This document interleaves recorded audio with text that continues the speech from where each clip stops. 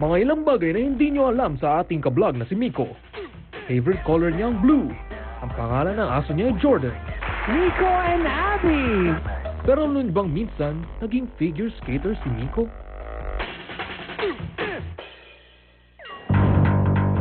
At dahil competitive si Miko, susubukan naman niya magpakitang gilas sa bagong sport.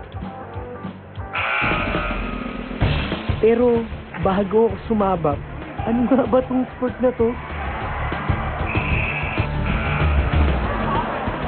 Ice hockey!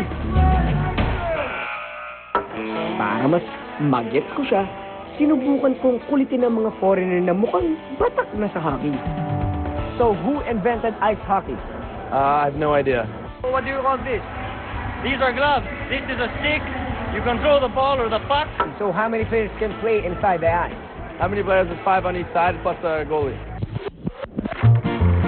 Unang nilaro ang ice hockey sa Montreal, Canada noong 1875. Kilala ito sa bansang may winter season, gaya ng North America at Europe. Ang objective ng laro, maipasok ang puck o pamato sa goal gamit ang hockey stick.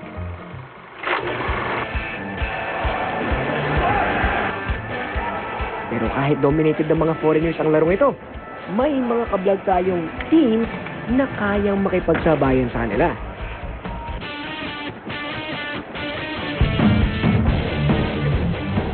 Meet Justin, 9 years old. 6 years na naglalaro ng ice hockey. At siya ang aking magiging coach. Pero bago sumabak, patong-patong na padding ang kailangan para hindi ako masyado masaktan sa laro. Ano ba yung mga basic na kailangan tandaan para matuto ka ng hockey? Una-una, skating. Kailangan matuto ka mag-accelerate. At syempre, kailangan mo rin matuto mag-brake. Ano ba yung napipili mo pagka nasa yelo ka na? Noong una, bago maglaro, syempre, kabado eh. Pero habang naglalaro na, feel ko yung adrenaline. Sobrang masaya. Ano nga ba ang basics? First lesson, puck handling, passing, at puck handling with skating. Okay, I'm ready to slide and fight. Kinakabahan ako sobrang. Kasi first time ko lang gagawin to.